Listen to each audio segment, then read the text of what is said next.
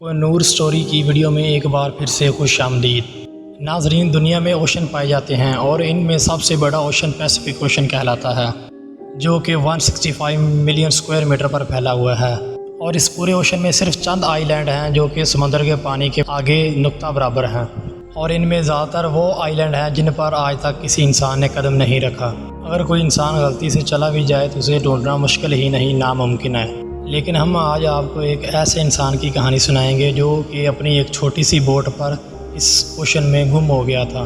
وہ کوئی 10-20 دن نہیں بلکہ 438 ڈیز پانی میں رہا۔ اس نے حادثہ کے طور پہ ایک ایسا ریکارڈ بنا دیا تھا جسے چاہ کر بھی کوئی توڑ نہیں سکتا۔ سمندر میں سب سے زیادہ اکیلے رہنے کا ریکارڈ جو سلواڈور ایلورینگا نامی شخص کا ہے۔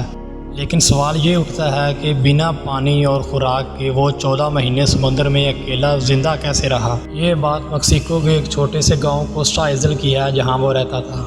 اس وقت اس کی عمر 36 سال تھی اور وہ ایک ایکسپرٹ مچھیرا بھی ہوا کرتا تھا۔ 17 نومبر سن 2012 کو جوز اپنے ساتھی کے ساتھ ایک چھوٹی سی بوٹ لے کر سمندر کی طرف روانہ ہوا۔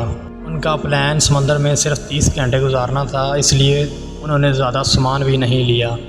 وہ اپنے ساتھ ایک دن کا کھانا لے کر آئے تھے، لیکن انہیں کیا معلوم تھا کہ اگلے 438 ڈیز ان کو سمندر میں ہی رہنا ہے۔ انہوں نے اپنے گاؤں سے 120 کلومیٹر کی دوری پر جا کر پانی میں اپنا جال پھینک دیا، لیکن تھوڑی ہی دیر بعد وہاں سمندری طوفان آ پہنچا اور انہیں اپنی جان بچانے کے لیے وہاں سے بھاگنا پڑا، اور وہ اپنا جال بھی پانی میں پھینک آئے۔ پورے 6 گھنٹے لگاتار بوٹ چلانے کے بعد وہ اپنے ساحل سے صرف 20 کلومیٹر کی دوری پر تھے، اور ان کو اپنا گاؤں بھی نظر آنے لگا تھا، اور وہ طوفان کو کافی پیچھے چھوڑ آئے تھے۔ لیکن اسی وقت ان کی قسمت نے ان کا ساتھ دینا چھوڑ دیا اور ان کی بوٹ کا انجن بھی خراب ہو گیا، اور بدقسمتی سے ان کے پاس چپو بھی نہیں تھے، لیکن ان کے پاس ایک ریڈیو تھا جس کی وجہ سے انہوں نے اپنے باس کو اپنی لوکیشن بھیجی۔ اپنے باس کی جواب کا انتظار کرتے کرتے ان کے ریڈیو کی بیٹری بھی ختم ہو چکی تھی۔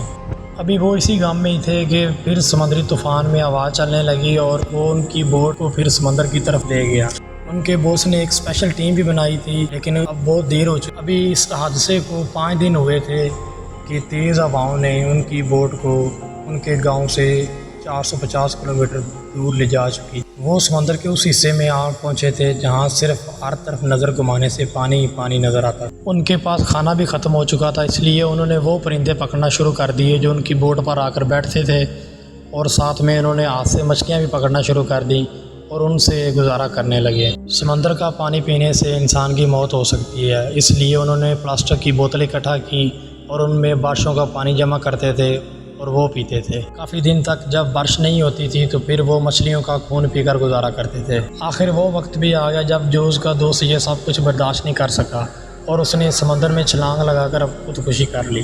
اب جوز بھی اکیلا رہ گیا تھا، اسی کے ساتھ وہ سمندر کے اس حصے میں پہنچ گیا تھا جسے دنیا کا خاموش ترین حصہ مانا جاتا ہے۔ اس کو سمندر میں تقریباً 8 مہینوں سے بھی زیادہ دن ہو چکے تھے۔ وہ سمندر کے اس حصے میں پہنچ چکا تھا جہاں سے صرف کارگو شپ گزرتی تھی، وہ بھی کئی مہینوں بعد۔ آخرکار وہ دن بھی آ گیا جب وہاں سے کارگو شپ گزری اور اسے اپنے زندہ رہنے کی آخری امید بھی جاگ گئی۔ اس نے کارگو شپ کو بہت اشارے کیے، لیکن بدقسمتی سے وہ کارگو شپ اس کی چھوٹی سی بوٹ کو دیکھ نہیں پائی اور آگے گزری، اور اب اس کو اپنے زندہ رہنے کا چانس 1% سے بھی کم لگنے لگا۔ 11 مہینوں تک جوز نے 8000 کلومیٹر سفر کر لیا تھا۔ اب دھوپ کی وجہ سے اس کے سارے کپڑے بھی پھٹ چکے تھے، اس لیے اب اس کے پاس صرف ایک انڈر ویئر بچی تھی۔ آخرکار وہ وقت بھی آ گیا جب قسمت اس پر مہربان ہوئی۔ 30 اگست سن 2014 کو جوز نے اپنی بوٹ کے آس پاس ناریل دیکھے اور وہ سمجھ گیا کہ یہاں قریب آئی لینڈ ہے۔ تھوڑی ہی دیر بعد اسے آئی لینڈ نظر آیا اور وہ بہت خوش ہوا۔ اب اسے ڈر تھا کہ کہیں یہ بھی آئی لینڈ نہ مجھ سے چھوٹ جائے، اس لیے اس نے اپنی بوٹ سے چھلانگ لگا کر اس آئی لینڈ پر پہنچ گیا۔ اس آئی لینڈ پر اس نے ایک کمرہ دیکھا اور اس کی طرف چل پڑا۔ جیسے ہی کمرے کی طرف بڑھا تو آگے سے ایک انسان نکلا۔ جوز نے 14 مہینوں بعد پہلی دفعہ کوئی انسان دیکھا اور وہ بہت خوش ہوا۔ اس نے اس سے ساری معلومات لی اور اسے اپنی ساری معلومات بتائی۔ معلومات کے مطابق